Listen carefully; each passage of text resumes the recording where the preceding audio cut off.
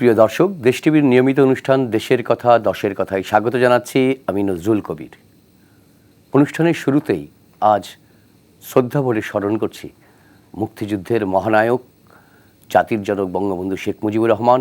স্মরণ করছে চার জাতীয় নেতা সৈয়দ নজরুল ইসলাম, তাজউদ্দিন আহমদ, এম মনসুর আলী এবং কামরুজ্জামানকে।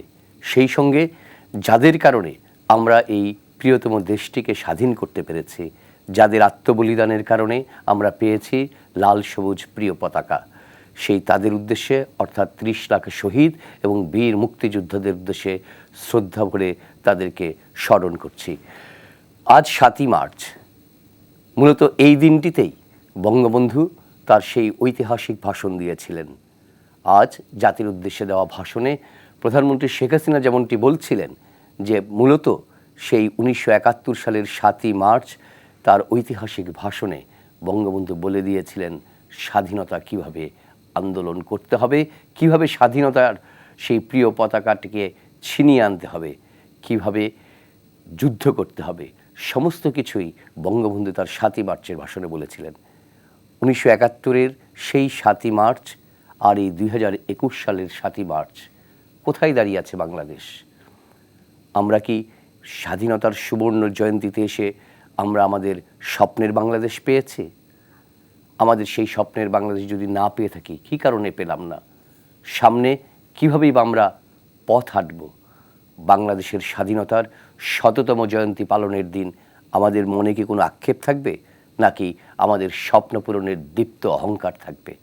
সেসব বিষয় নিয়ে আলোচনা করার জন্য আজ আমরা আমাদের আলোচনার শিরোনাম ঠিক করেছি এই মার্চ সেই মার্চ। এই বিষয়ে আলোচনা করার জন্য আজ আমাদের সঙ্গে তিনজন অতিথি রয়েছেন। আমরা খুব গৌরবান্বিত, আজ আমাদের সঙ্গে রয়েছেন ডক্টর সৈয়দ আনোয়ার হোসেন, যিনি Bangabandhu chair, Bangladesh university of প্রফেশনালসের এবং ইতিহাসবিদ, রাজনৈতিক বিশ্লেষক। প্রিয় দর্শক, আপনাদের সবার কাছেই পরিচিত মুখ। আমরা স্বাগত জানাই স্টুডিওতে ডক্টর সৈয়দ আনোয়ার হোসেন, আপনি এসছেন, আমাদের ডাকে এই গভীর রাত্রে সাড়া দিয়েছেন। আমাদের সঙ্গে রয়েছেন ভার্চুয়ালি জ্যেষ্ঠ সাংবাদিক আবু সাঈদ খান। আবু সাঈদ খানও আপনাদের কাছে পরিচিত মুখ, এবং রয়েছেন শহীদ বুদ্ধিজীবী ডাক্তার আলিম চৌধুরীর কন্যা, আরেক পরিচিত মুখ ডাক্তার নুজহাত চৌধুরী শম্পা। আপনাদের তিনজনকে স্বাগত জানাচ্ছি দেশের কথা দশের কথা অনুষ্ঠানে। তিন প্রজন্মের তিনজন মানুষকে আমরা আজ পেয়েছি। আমরা বোঝার চেষ্টা করব আমাদের সেই প্রিয় বাংলাদেশটি এখন কোথায় দাঁড়িয়ে আছে। স্যার, আপনাকে দিয়েই শুরু করতে চাই। আজকে আলোচনার শিরোনামটি আমরা যেরকমটি ঠিক করেছি, আজ ঐতিহাসিক ৭ মার্চ। আজকে সেই ৭ই মার্চকে কেন্দ্র করে, এই বিশেষ দিবসকে কেন্দ্র করে প্রধানমন্ত্রী শেখ হাসিনাও আজ বক্তৃতা করেছেন জাতির উদ্দেশ্যে, এবং তিনি ৭ই মার্চ বিষয়ে বলেছেন যে ৭ই মার্চের ভাষণেই প্রকৃত স্বাধীনতার ঘোষণাটা হয়ে গিয়েছিল, আর পরবর্তীতে বাকি যা ছিল তা এক ধরনের আনুষ্ঠানিকতা মাত্র। আপনার কাছ থেকে জানতে চাচ্ছি, আজকে এই জায়গায় এসে দাঁড়িয়ে, অর্থাৎ ৫০ বছর পরে এসে দাঁড়িয়ে, আপনি পাকিস্তান দেখেছেন, আপনি বাংলাদেশেও দেখছেন, আপনার কাছে কি মনে হচ্ছে সেই মার্চ আর এই মার্চের মধ্যে? ধন্যবাদ আপনাকে। আপনার শেষের কথার উত্তর দিয়ে বলি, সেই মার্চ আর এই মার্চ এক নয়। সেই মার্চে আমাদের একটা আশা ছিল, স্বপ্ন ছিল, স্বপ্নের কারিগর ছিলেন বঙ্গবন্ধু। আমার মনে আছে ১লা তারিখের পর থেকে আমরা একটা আশার বীজ বুনেছিলাম যে স্বাধীন হতে যাচ্ছি, এবং গুঞ্জরণ ছিল বঙ্গবন্ধু ওই মঞ্চ থেকে স্বাধীনতারই ডাক দেবেন।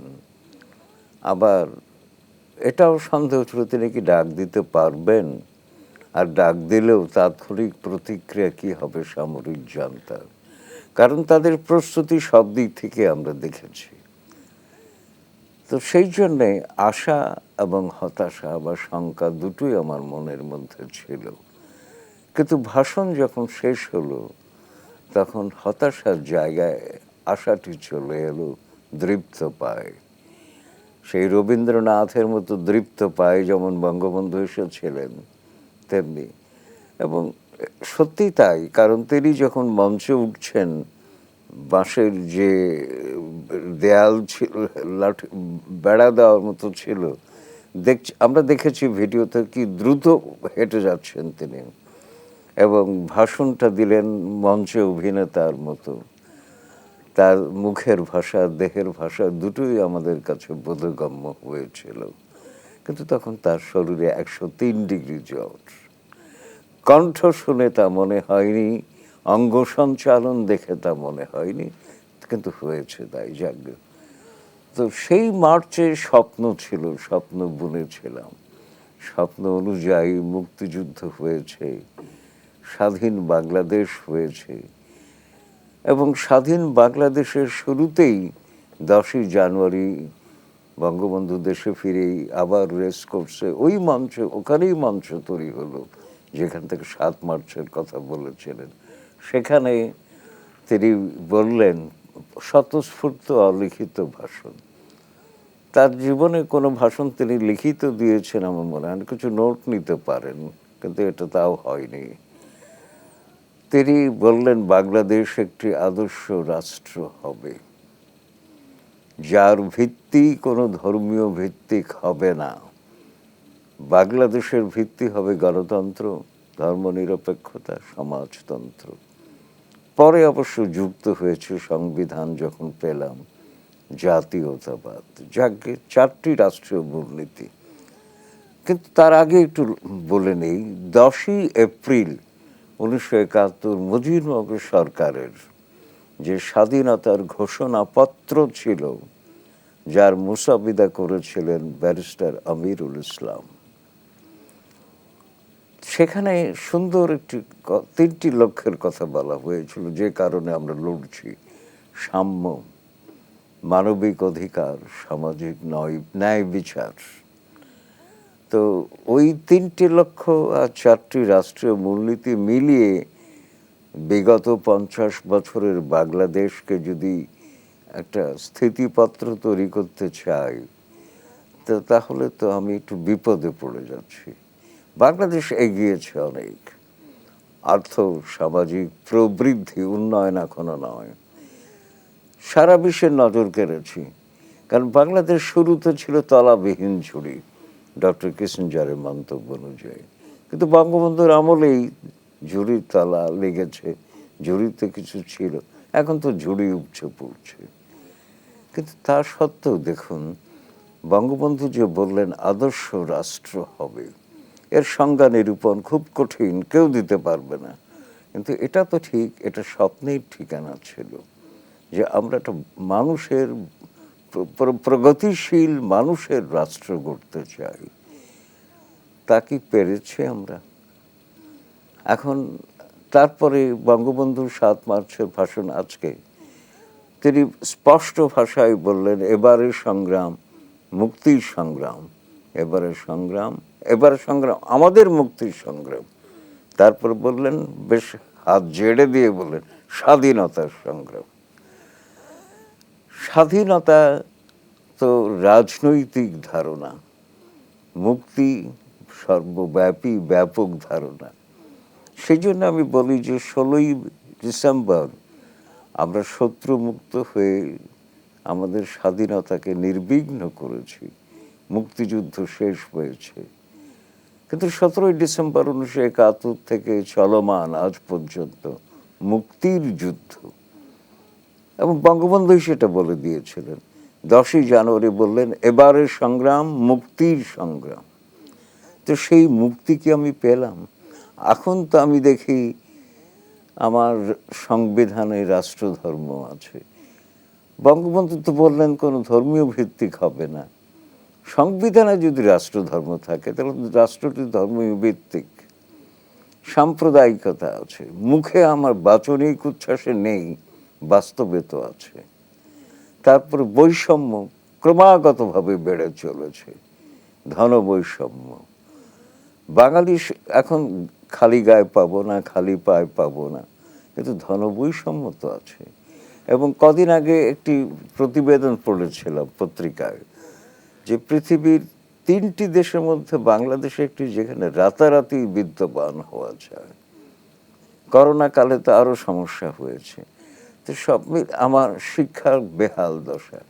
46টি জনবিশ্ববিদ্যালয়ের 21টি উপাচার্যের বিরুদ্ধে দুর্নীতির তদন্ত, আবার মঞ্জুরি কমিশন দুর্নীতি প্রতিবেদন শিক্ষা মন্ত্রণালয় দেয়, শিক্ষা মন্ত্রণালয় তা থেকে শিখতে চেষ্টা করে, সিদ্ধান্ত নেয় না আর কি। অনেক ধন্যবাদ স্যার, আমরা আবার আসবো এই বিষয়গুলো নিয়ে আরো আলোচনা করতে। সাইদ খান, আবু সাইদ খান, আপনার কাছে ফিরতে চাই। বঙ্গবন্ধু 1971 সালের 7ই মার্চ তার অনেক অসাধারণ সব পংক্তি উচ্চারণ করেছিলেন। একটি পংক্তির একাংশ হচ্ছে, তোমরা আমাদের দাবায়া রাখতে পারবা না।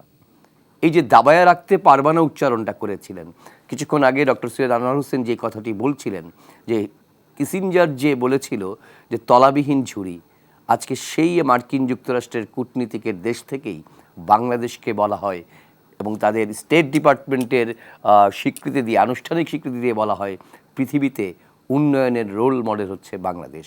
অর্থাৎ বাঙালিকে দাবায় রাখা যায়নি। এইরকম একটি বাস্তবতায় দাঁড়িয়ে আপনার মূল্যায়ন আশা করছি।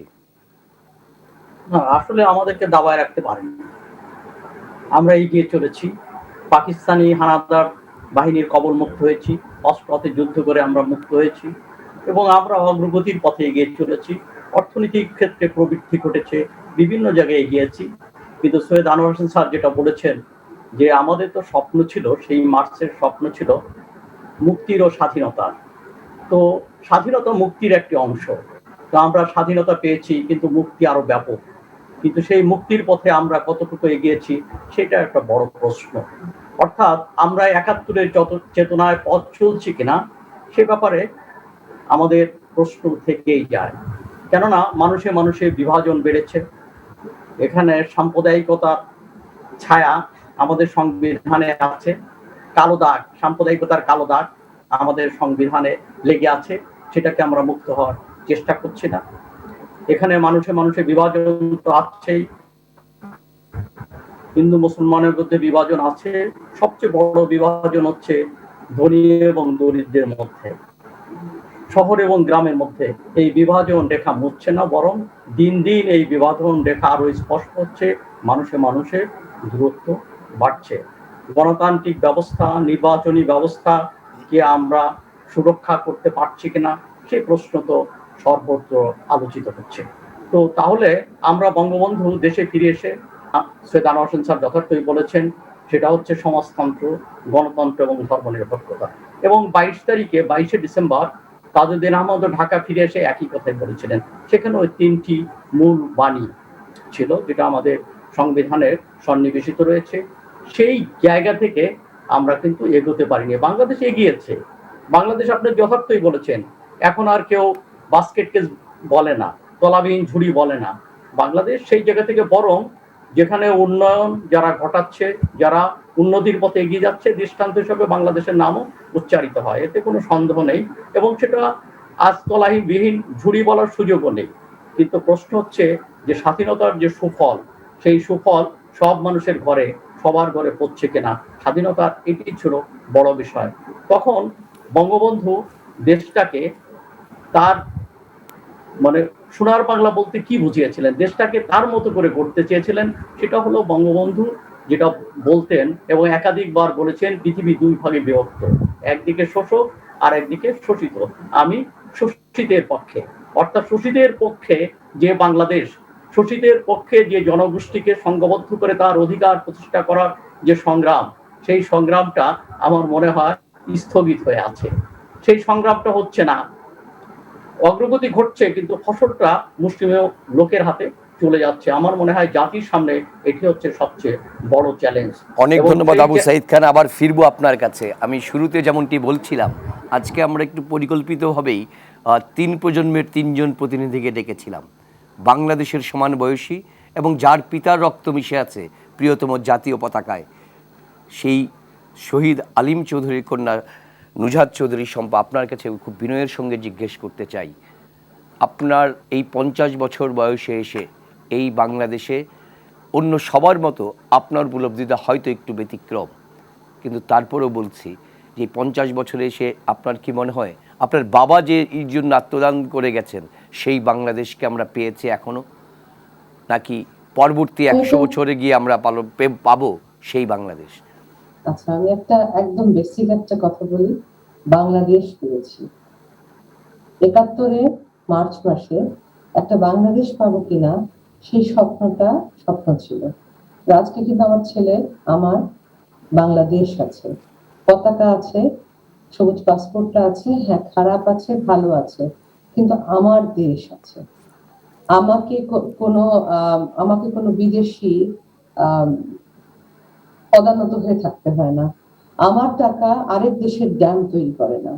হ্যাঁ, অবশ্যই আমাদের আপনি যদি ৭১-এর মার্চে যে স্বপ্নের কথা তারা ভেবেছিলেন, বাবারা ভেবেছিলেন, আজকে এই ৫০ বছরে এসে তার থেকে আমরা লক্ষ যোজন দূরে।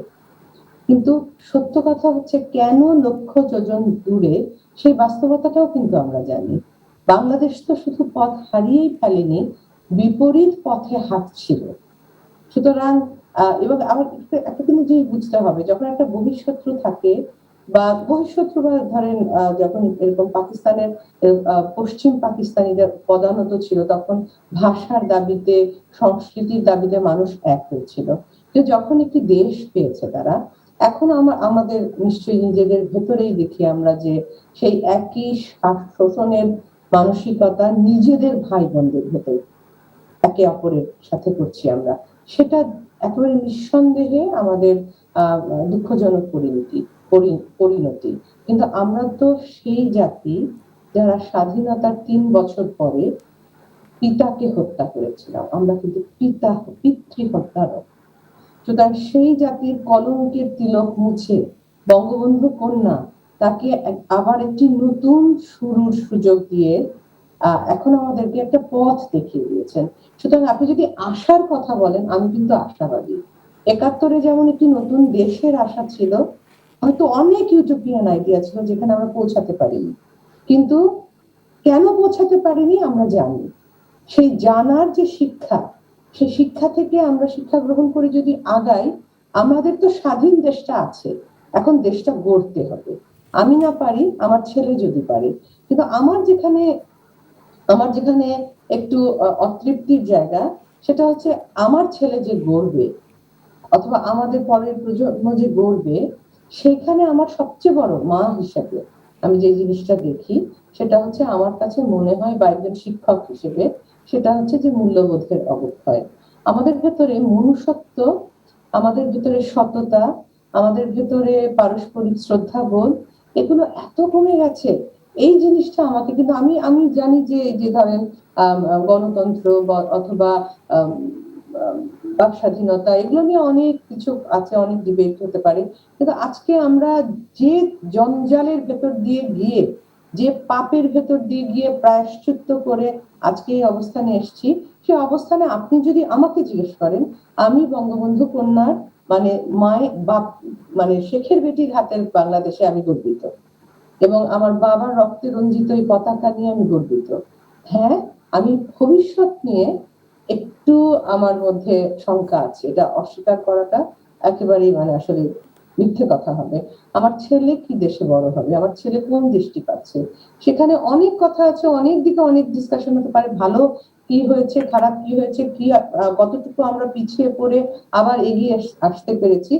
আমার কাছে সবচেয়ে যেটা সবচেয়ে ডেঞ্জারাস লাগে, আমার কাছে যেটা সবচেয়ে দুশ্চিন্তার জায়গা লাগে, সেটা হচ্ছে মানুষ হিসেবে আমরা খুব খর্বাকৃতি হয়ে গেছি। আমাদের মধ্যে মানবীয় যে গুণাবলী, যেটা তখন মানুষের মধ্যে ছিল, এটা কিন্তু ধনী দরিদ্রের ব্যাপার নয়।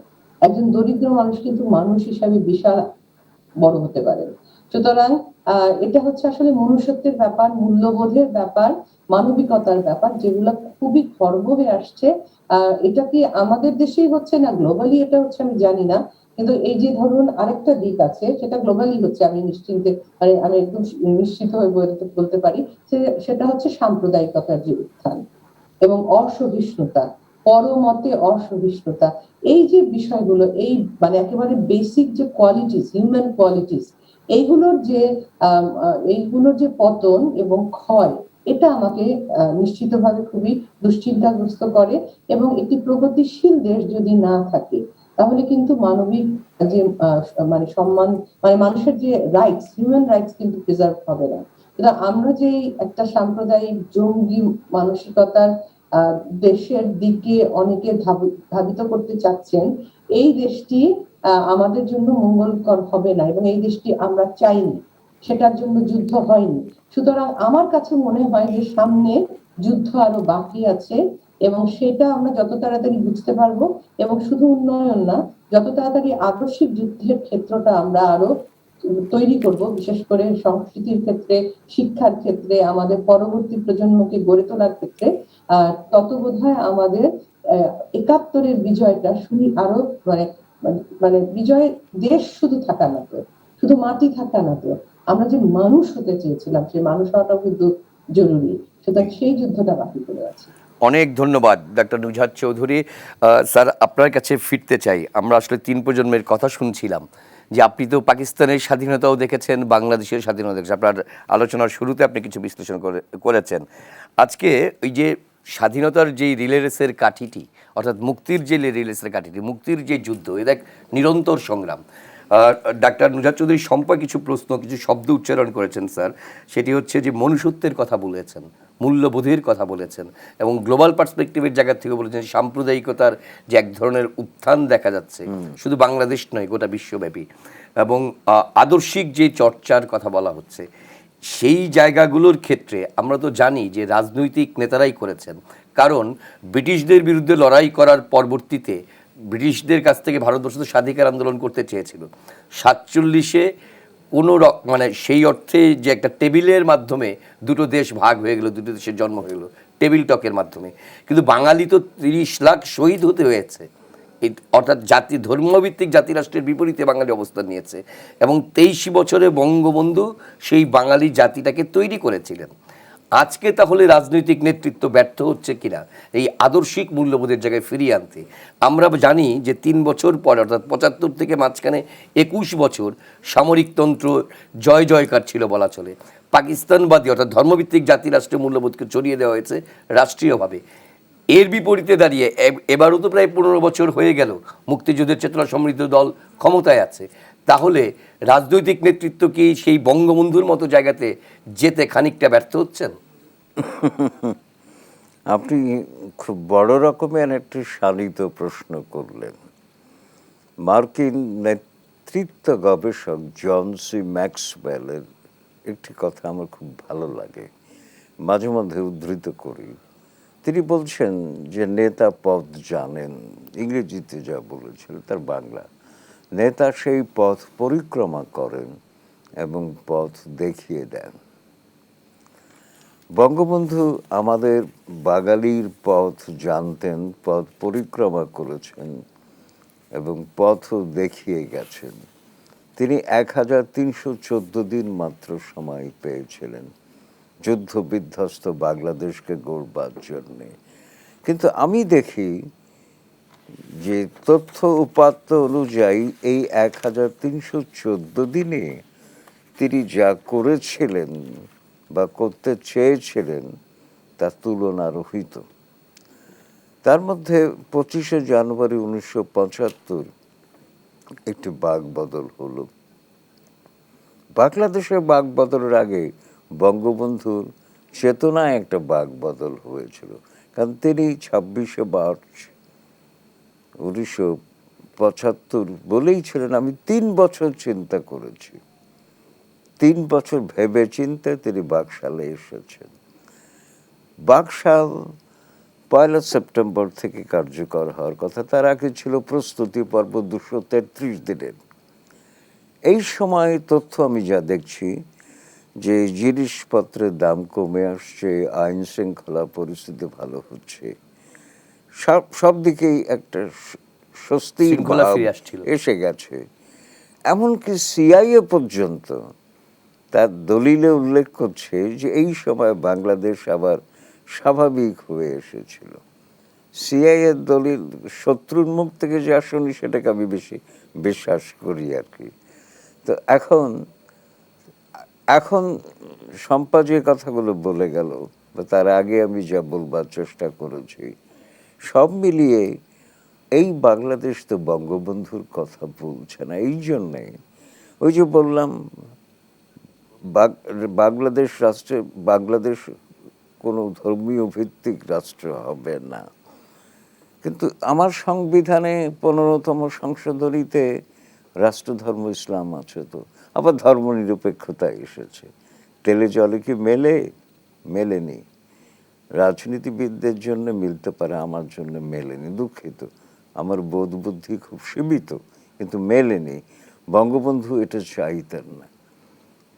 কওমি মাদ্রাসা, যেখানে জাতীয় পতাকা ওঠে না, জাতীয় সঙ্গীত গাওয়া হয় না, উর্দুতে পড়ানো হয়, তারা তাদের ডিগ্রি দাওরাই হাদিস বিশ্ববিদ্যালয় MA শেষ পাবে ডিগ্রির সমান হয়ে গেল।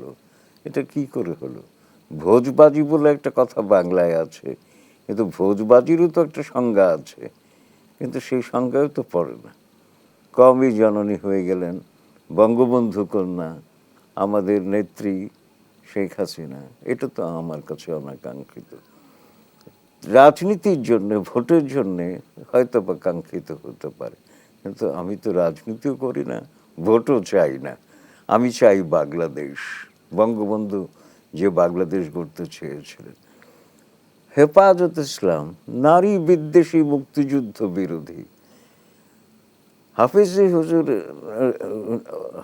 হুজুর না তো, হাটাজারির বড় হুজুর, হ্যাঁ, তো তার বক্তৃতা যত শুনেছি, শফি হুজুর আর কি, আহমদ শফি নামে পরিচিত। হ্যাঁ, আহমদ শফি। আল্লামা বলে, আমি আল্লামা বলি না, আল্লামা শব্দটির অর্থ বুঝেই বলি না। আহমদ শফি যত বক্তৃতা কাগজে পড়েছি, টেলিভিশন শুনেছি, আমি ইসলামী বয়ান শুনিনি, শুধু শুনেছি নারী, নারী হচ্ছে তেঁতুল। তো তাদের সঙ্গে আমার আওয়ামী লীগের কেন এত সখ্য? তাদের পরামর্শে আমার পাঠ্যপুস্তকের 17টি রচনা কেন উধাও হয়ে যায়? এটা তো মুক্তি বাংলাদেশ নয়। বাংলাদেশ তো ফিরে যাচ্ছে পাকিস্তানিকরণের দিকে, পাকিস্তান হয়ে যাচ্ছে। পাকিস্তান এইগুলো কাজ করত, সেই কাজ করছে।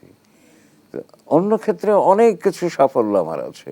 আমরা সারা পৃথিবীকে দেখিয়ে দিয়েছি আমাদের জনগণের অর্থে আমরা পদ্মা সেতু করতে পারি। মাননীয় প্রধানমন্ত্রী সাহসী খাদ্য স্বয়ংসম্পূর্ণ হয়েছে, আশ্রয়ন প্রকল্পের অনেক মাধ্যমে কিছু, হচ্ছে, একটি বাড়ি এবং একটি গরিব খাবার আছে। মানুষ পাচ্ছে, বাড়ি পাচ্ছে, কিন্তু আশ্রয়ন প্রকল্পে অনেকের ঘর বাড়ি ধসে যাচ্ছে, সে খবরও পাই। তো অনেক কিছু আমার অর্জন অনেক। অন্তত যে বাংলাদেশ ভিক্ষার ঝুলি নিয়ে বেড়াতে হতো বা যার অস্তিত্ব প্রশ্নবিদ্ধ ছিল, সেই বাংলাদেশ সুবর্ণ জয়ন্তী পালন করতে যাচ্ছে, এটা আমার শ্লাঘার ব্যাপার, গর্বের ব্যাপার। কিন্তু আমি তো নিজের আয়নায় নিজের মুখ দেখে কথা বলতে চাই। এই বাংলাদেশকে আমি চেয়েছিলাম, আমি তো অন্য বাংলাদেশ চেয়েছিলাম, বঙ্গবন্ধু যেমনটা চেয়েছিলেন। অনেক ধন্যবাদ স্যার, আবার ফিরবো আপনার কাছে। ডক্টর জনাব আবু সাইদ খান, আপনার কাছে ফিরতে চাই। ডক্টর সৈয়দ আনোয়ার হোসেন যেমনটি বলছিলেন বিরতির আগে আগে, যে জায়গাটি শেষ করছিলেন, যে রাজনৈতিক নেতৃত্বের প্রশ্নে বঙ্গবন্ধুর সেই বাংলাদেশ আর নেই। আজকে প্রধানমন্ত্রী শেখ হাসিনা তার বক্তৃতার সময় একটি প্রসঙ্গ উল্লেখ করেছেন, যে প্রসঙ্গটি বাংলাদেশের রাজনীতিতে নানামাত্রিকভাবে আলোচিত হয়ে আসছিল। সেটি হচ্ছে 7ই মার্চের দিন সকালের দিকে ছাত্রনেতাদের সঙ্গে বঙ্গবন্ধুর বৈঠকের প্রশ্ন, এবং সেখানে স্বাধীনতার ঘোষণার প্রশ্নটি নিয়েও কথা বলেছেন, এবং তিনি সরাসরি নাম উল্লেখ করেছেন যে সিরাজুল আলম খান, তোফায়েল আহমদ, আব্দুল রাজ্জাক তারা ছিলেন। তখন বঙ্গবন্ধুর একটি উদ্ধৃতির করেছেন তিনি, আমি যদি কোট আন কোট বলি, যে সিরাজুল আলম খানকে বঙ্গবন্ধু বলেছিলেন একটা কথা বারবার আমার কানে এখনো বাজে, বলেছিলেন, Siraj, leader should lead the led should not lead the leader. কী করতে হবে আমি জানি, তোমরা তোমাদের কাজ করো, যাও, কোর্ট শেষ। এই জি বঙ্গবন্ধু বলেছে, জি স্যার, আমি তথ্য পেয়েছি, জি দেখ তোরা বেশি ছাপাছাপি করবি না, শেখ মুজিব জানে কখন কি বলতে হবে, কখন কি করতে হবে। অনেক ধন্যবাদ স্যার, আপনি তথ্যটি দিয়ে সহায়তা করার জন্য। আমি সেই রকম একটি বাস্তবতায় দাঁড়িয়ে আজকের বাংলাদেশে এসে, এই মার্চে এসে আপনার কাছে জিজ্ঞেস করতে চাই যে নিশ্চিতভাবেই রাজনৈতিক নেতৃত্বের যারা থাকেন, বিশেষ করে বঙ্গবন্ধুর মতো নেতা যখন ছিলেন এই বাঙালি জাতির ক্ষেত্রে, তিনি অনেক দূর পথ দেখতে পান। স্যার আলোচনায় বলছিলেন, আজকে দাঁড়িয়ে, আজকের এই মার্চে দাঁড়িয়ে আপনার কি মনে হয় আমাদের রাজনৈতিক নেতৃত্ব 100 বছরের পরের বাংলাদেশটিও দেখতে চাচ্ছেন? সেই কারণে ডেল্টা প্ল্যান হচ্ছে আমাদের, কিন্তু যেই প্রশ্নটি বাংলাদেশের সমান বয়সী নুজহাত চৌধুরী শম্পা তুললেন যে আমরা আজকে আমাদের আদর্শিক জায়গার থেকে অবনয়ন ঘটছে, সেখানে আগের সেই উন্নয়নের জায়গাটি নেই। আপনার বক্তব্য। ৭১ মুক্তিযুদ্ধ ছিল রাজনৈতিক সিদ্ধান্তের বিষয়। জি। আজকে দেশটা কোন পথে পরিচালিত হবে সেটাও কিন্তু রাজনৈতিক সিদ্ধান্তের বিষয়। রাজনীতিতে আপোষ আছে, কৌশল আছে, কিন্তু আপোষের জাতাকলে যদি নীতি যেন বলি না হয়, এটা হচ্ছে গুরুত্বপূর্ণ ভাববার বিষয়। তো আমরা সেই আদর্শকে ধারণ করেই আমরা অগ্রসর হতে চাই। কিন্তু আমরা যদি মনে করি যে আগে উন্নয়ন পরে আদর্শ, আগে উন্নয়ন পরে গণতন্ত্র, আগে উন্নয়ন পরে হচ্ছে বন্টন, সেটা বোধহয় ঠিক হবে না। বরং নীতিটাকে ঠিক রেখেই এখানে সিদ্ধান্তগুলো নিতে হবে।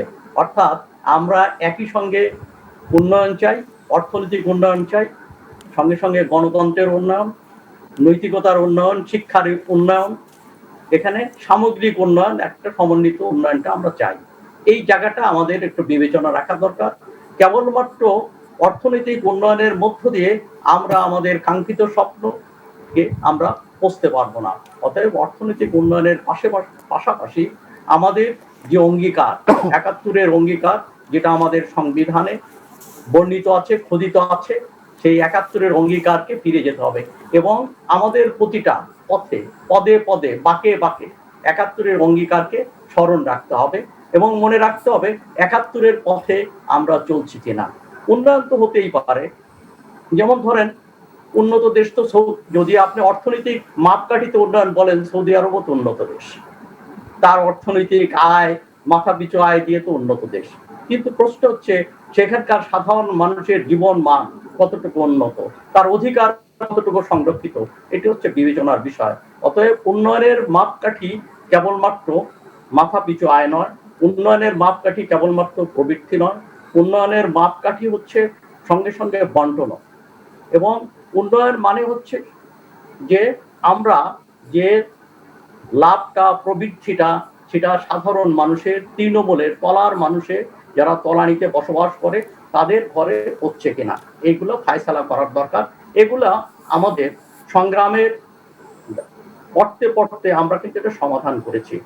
আমরা এই যে আমাদের যেটা সংবিধানের যে নীতিমালা, 4 রাষ্ট্রীয় স্তম্ভ, এটা কিন্তু হঠাৎ করে আসে নাই।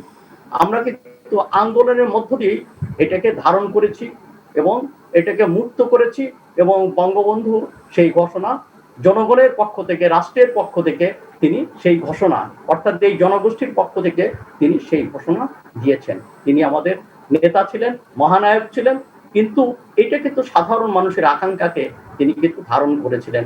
যেমন ধরুন, রাজনীতিতে ধর্মের ব্যবহার পাকিস্তান আমলে হয়েছে, অতএব রাজনীতি হবে সেটা হচ্ছে ধর্মীয় প্রভাব মুক্ত, ধর্ম যার যার জায়গায় থাকবে, রাজনীতিতে ধর্মকে টেনে আনা হবে না। অর্থাৎ এই যে ধর্ম নিরপেক্ষতা, এই নীতিটা, এটা কিন্তু আমাদের আন্দোলনের মধ্য দিয়ে এই বিষয়টাকে সামনে এসেছিল এবং আমাদের সামনে এসেছিল যে 22 পরিবারের পরিবর্তে আবার কি 22 পরিবার কিংবা 22,000 পরিবার কিংবা 22 লক্ষ পরিবার হবে না, এখানে সাধারণ মানুষের রাষ্ট্র কায়েম হবে।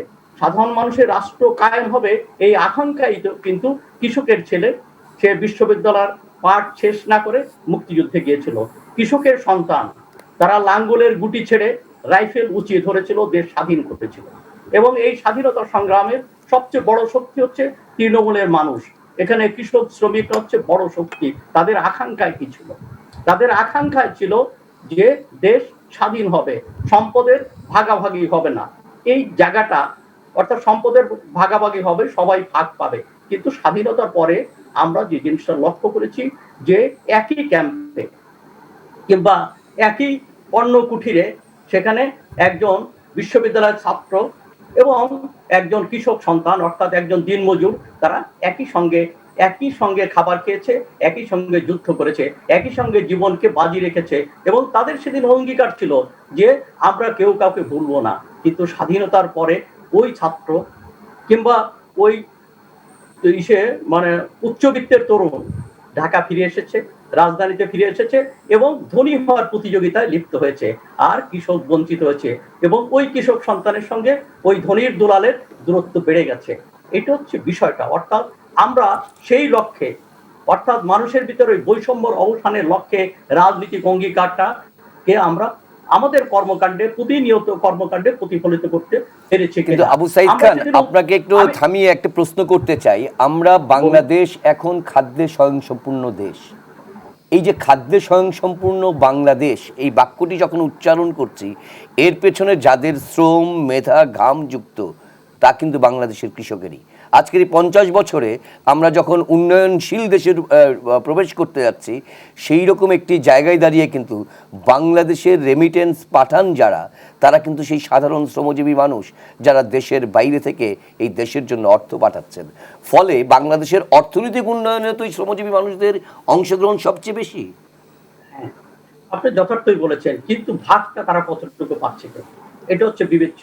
একজন প্রবাসী শ্রমিক দেশে এসে কতটুকু সম্মানিত হচ্ছে এবং তার বিদেশ থেকে অর্জিত অর্থ নিয়ে সে বাঁচতে পারছে কিনা, কিংবা সে সুখে স্বপ্ন দেখতে পাচ্ছে কিনা, এটা হচ্ছে গুরুত্বপূর্ণ প্রশ্ন। অর্থাৎ এখানে যে শিল্পায়নের জন্য কিংবা দেশকে উন্নতির জন্য তার এই অবদান থাকার পরেও তার অবদানের কতটুকু মূল্যায়ন হচ্ছে।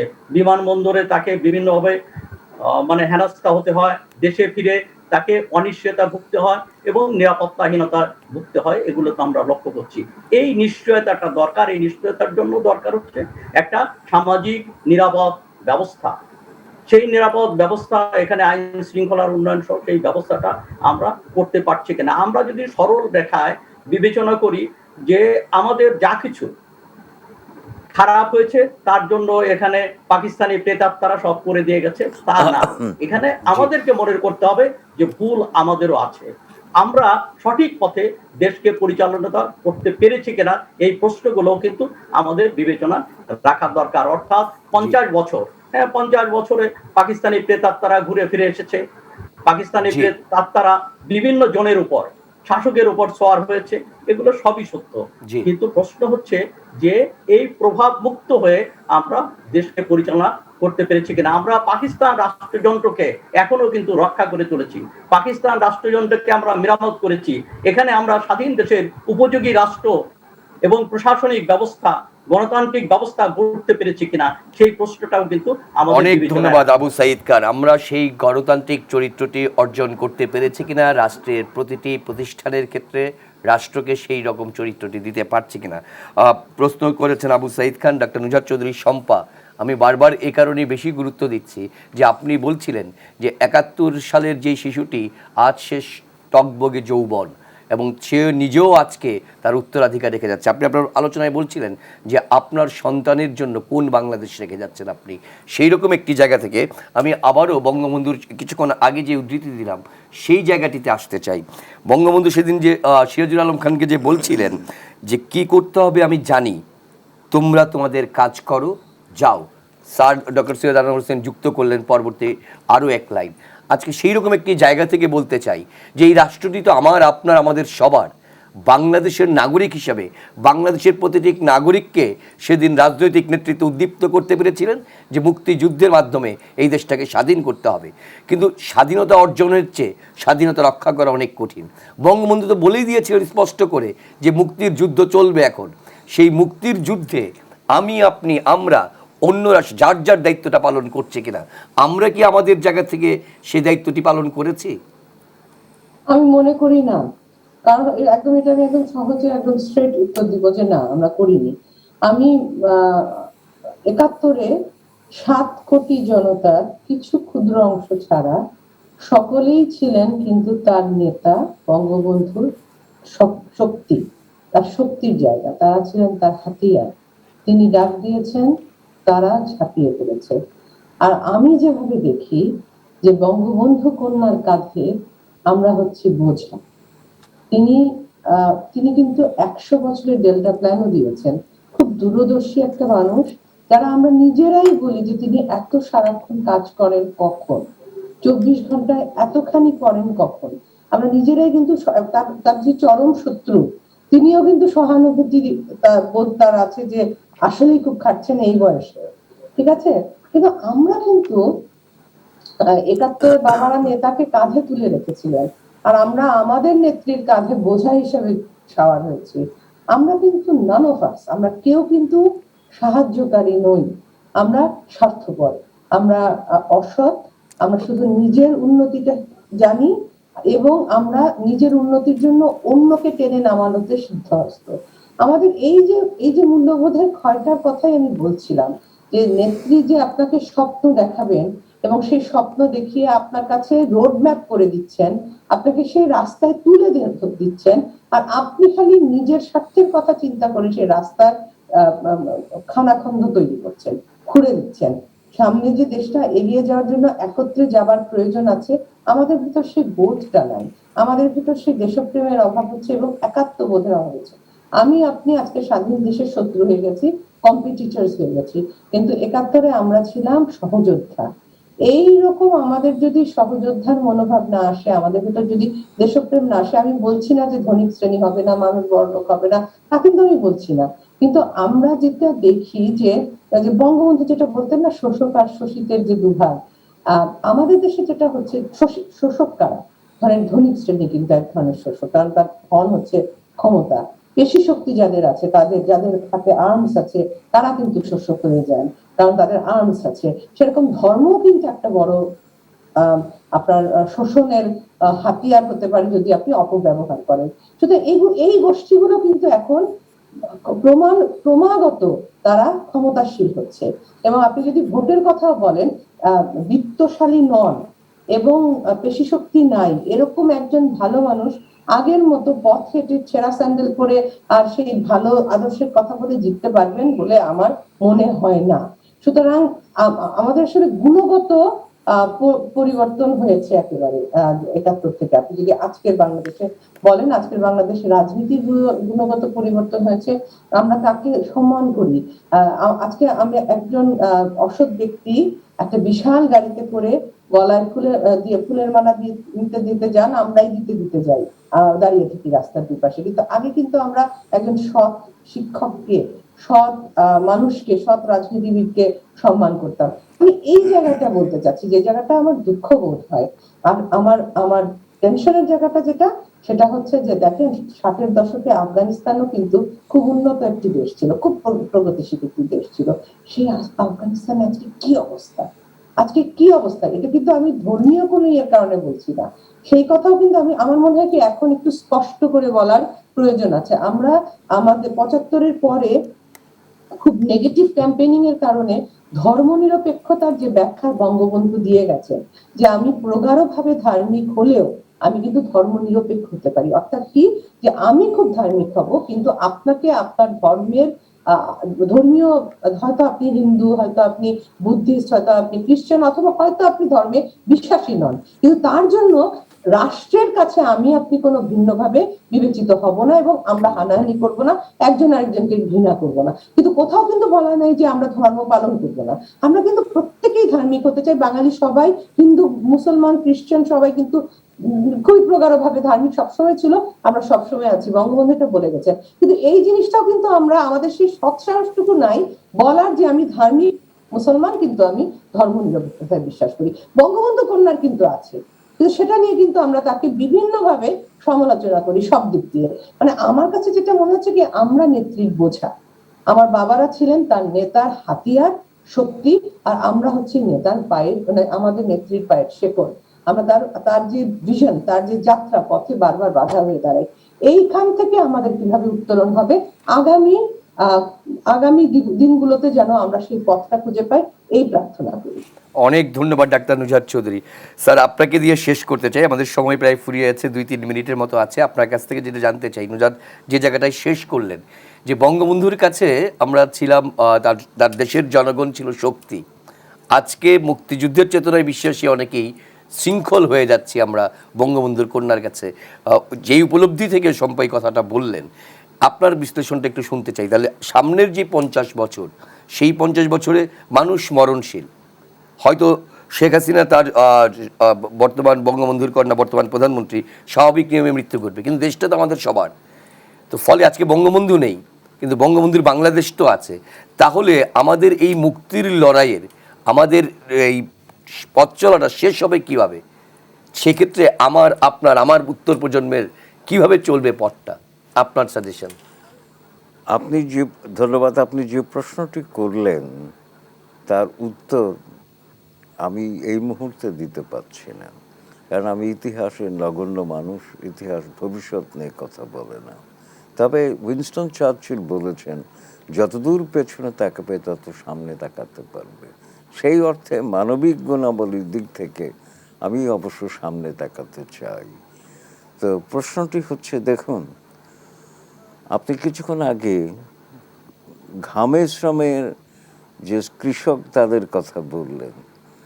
কবি শামসুর রহমান বলেছিলেন, স্বাধীনতা মানে কবিতায়, স্বাধীনতা মানে ফসলের মাঠে কৃষকের হাসি। খাদ্য স্বয়ংসম্পূর্ণ তারাই করেছে, সরকার করেনি। তারা তো, কৃষক তো ধানের দাম পায় না, চালের দাম বেড়ে যায়, ফড়িয়া আর মিল মালিকরা চালের দাম নিয়ে নেয়, বলা হয় সিন্ডিকেট। মন্ত্রী মহোদয় বলেন সিন্ডিকেট নাই, তা আমার চালের দাম বাড়লো কেন? যে কৃষক ধান বিক্রি করে চাল কিনতে পারে না, সেখানে খাদ্যের স্বয়ংসম্পূর্ণ বলার অর্থটা কি? পোশাক শ্রমিক, আমি কদিন আগে শুনলাম করোনা কালেও ভিয়েতনামের চাইতে বাংলাদেশ পোশাক খাতে বেশি আয় করেছে। ধন্যবাদ বাংলাদেশকে। কিন্তু পোশাক শ্রমিকরা সারা পৃথিবীর মধ্যে সর্বনিম্ন মজুরি পায়। বেতন বাড়ানোর দাবি করলেই বলে বিদেশি ষড়যন্ত্র। ওই পোশাক মালিকদের সঙ্গে সরকারও জুড়ে যায়, বিদেশি ষড়যন্ত্র। তো এখন আমি দাবি জানাতে পারবো না। বঙ্গবন্ধু তো বলেই ছিলেন, আমি প্রধানমন্ত্রিত্ব চাই না, 7 মার্চে মানুষের অধিকার চাই। অধিকারের জন্যই তিনি সারা জীবন লড়াই করে প্রাণ দিলেন। বাংলার মানুষ কি সেই অধিকার পেয়েছে এখন? আমার সংবিধানের 7(1) ধারায় রাষ্ট্রের মালিকানা দেওয়া হয়েছে জনগণকে, বঙ্গবন্ধুর কারণেই। বঙ্গবন্ধু বলে দিয়েছিলেন ডক্টর কামাল হোসেনকে, এটা লিখতে হবে। কোথায় রাষ্ট্রে যে কর্মকাণ্ড হচ্ছে, আমি কি দেখতে পাচ্ছি, বা আপনি দেখতে পাচ্ছেন, বা আমরা দেখতে পাচ্ছি জনগণ মালিক? সরকার নিজে নিজেই সিদ্ধান্ত নেয়। যেমন ধরুন মেট্রো রেল, জনগণের প্রয়োজনীয় হবে কি হবে না সেটা এখন আমি কিছুই বলবো না, ফলেন পরিচয়তে। বিষয়টি কি জনপ্রতিনিধিদের সামনে আলোচিত হয়েছে? বিশাল অঙ্কের টাকা খরচ হবে। পদ্মা সেতু নিয়ে একটা জনমত তৈরি হয়ে গেছিল, আমরা করব। কিন্তু মেট্রো রেল এত বড় প্রকল্প, সংসদে আলোচনা নাই, কিছু নাই। আমলাদের টেবিলে সিদ্ধান্ত হলো, মাননীয় প্রধানমন্ত্রী সিদ্ধান্ত দিলেন। তো এই বাংলাদেশ তাহলে আমি কোথায় আছি? আর একটা কথা হচ্ছে, রাজনীতি নিয়ে আপনি কথা বলেন, শেষ করে দিই। আমার ধারণা, রাজনীতিতে রাজকীয়তা আছে, নীতি কিন্তু নাই। কিন্তু বঙ্গবন্ধুর রাজনীতি ছিল বলেই বাংলাদেশ হয়েছে। আমি সেই বাংলাদেশ চাই। নেতৃত্ব সম্পর্কে আমার গভীর আস্থা থাকা উচিত আমার, কিন্তু আস্থা রাখতে পারছি না। বঙ্গবন্ধু কন্যা শেখ হাসিনার অবর্তমানে বা অনুপস্থিতিতে আওয়ামী লীগের হালকে ধরবে, এই প্রশ্নের উত্তর আপনি কি দিতে পারবেন? আমি পারবো, বা আমরা পারবো? বঙ্গবন্ধু অল্প কিছুদিন ছিলেন দায়িত্ব, সভাপতি এবং প্রধানমন্ত্রী, কিন্তু তিনি জাতীয় নেতা তৈরি করে গেছেন, দ্বিতীয় তৃতীয় সারি। আমার তো এখন নেতৃত্ব তৈরি হচ্ছে না। ধন্যবাদ স্যার। প্রিয় দর্শক, যে জায়গাটিতে শেষ করলেন প্রফেসর ডক্টর সৈয়দ আনোয়ার হোসেন, বঙ্গবন্ধুর চেয়ার তিনি। আমাদের বাংলাদেশকে, এই সুবর্ণ জয়ন্তীর বাংলাদেশকে যদি শতবর্ষের বাংলাদেশে সোনার বাংলা হিসেবে দেখতে চাই, সর্বাগ্রে প্রয়োজন সেই রকম রাজনৈতিক নেতৃত্ব, সেই রকম চেতনার উত্তরাধিকার, যারা এই মুক্তিযুদ্ধকে, যারা বঙ্গবন্ধুর আদর্শকে কথায় নয় কাজে বাস্তবে রূপ দিবেন, এবং বাংলাদেশের সংবিধানে লেখা জনগণ যে রাষ্ট্রের মালিক, সেই বোধটি একজন জনগণ হিসেবে, একজন সাধারণ সদস্য হিসেবে তার কাজটি করবেন।